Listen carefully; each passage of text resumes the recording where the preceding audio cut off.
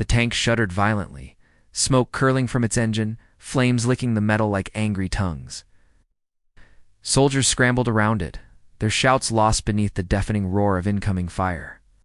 Everyone assumed the mission had stalled, that the vehicle was doomed, and that the soldiers inside would have to abandon it, except him. The mechanic crouched beside the damaged machine, hands already reaching for tools, eyes focused, mind sharp.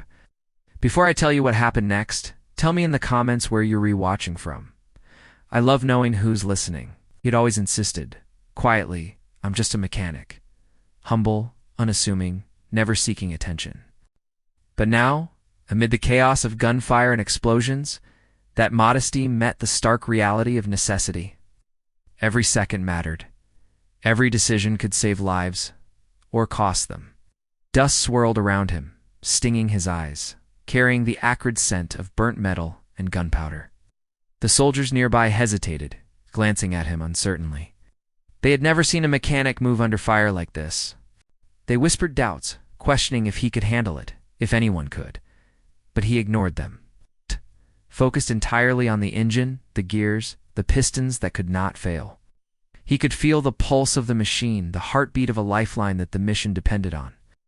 The first shell exploded nearby, sending tremors through the ground.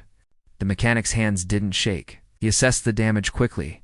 Hydraulic lines severed, engine belts frayed, a critical gear jammed. His mind raced through every repair he had ever done, every trick, every improvised fix, every lesson from years of training. Revival demanded more than knowledge, it demanded courage, presence, and absolute precision. He thought he might never see the tank moving again. He was wrong.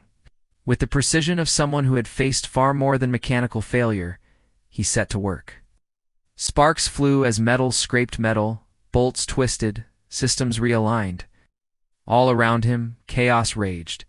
Soldiers ducked and ran, artillery shells streaked through the sky, yet the mechanic remained a pillar of calm. Each motion was deliberate, measured a dance between life and death. Can he really fix it? A soldier muttered, incredulous voice barely audible above the gunfire. Another nodded, eyes wide, suddenly aware that the answer would determine whether they survived this battle. The mechanic's fingers moved with uncanny speed, switching tools seamlessly, tightening, loosening, aligning. Smoke filled his lungs, sweat stung his eyes, but he didn't pause. Every thought, every motion was focused on one goal: get the tank operational. Each second stretched, the pressure mounting with the roar of enemy fire and the cries of nearby soldiers. The tank groaned, shuddered, sparks flying from the repairs.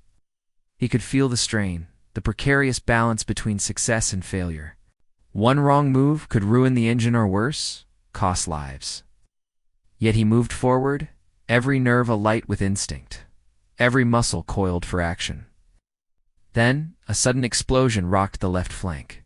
Shrapnel sprayed nearby, and a soldier cried out, but he didn't flinch. He slid under the open hatch, tightening a jammed gear with the skill born of years of meticulous practice. The tank shivered, and for a moment, silence then, a low hum as the engine coughed back to life. The soldiers around him froze, disbelief painted on every face. He had done it. Against the odds, amid chaos and fire, he had brought the machine back from the brink. The tank, wounded but alive, roared as its engine regained power, ready to move once more. Cheers and applause broke out, though the danger had not fully passed. Soldiers clapped him on the back, their eyes wide with awe and respect. The mechanic, humble as ever, simply nodded, wiped the sweat from his brow, and prepared to move the tank forward. He hadn't sought recognition, he had sought survival, and in doing so, had earned the respect of every person watching. The battlefield shifted around him, bullets continuing to streak through the air. But now, the team had confidence. The tank, once abandoned, became their anchor, their shield, their lifeline. And it was all because one man refused to see himself as just a mechanic. Because true courage doesn't announce itself, it acts precise and unwavering when it matters most.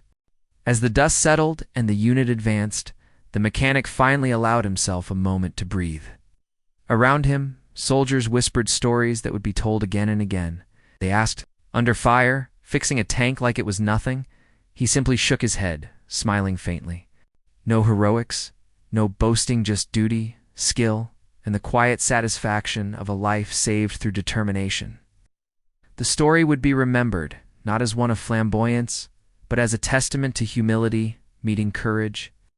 One man, who said, "I'm just a mechanic," proved that preparation, skill, and calm under pressure can turn impossible odds into victory. If this story inspired you to act with courage, precision, and calm in the face of chaos, share it with someone who needs to hear it today.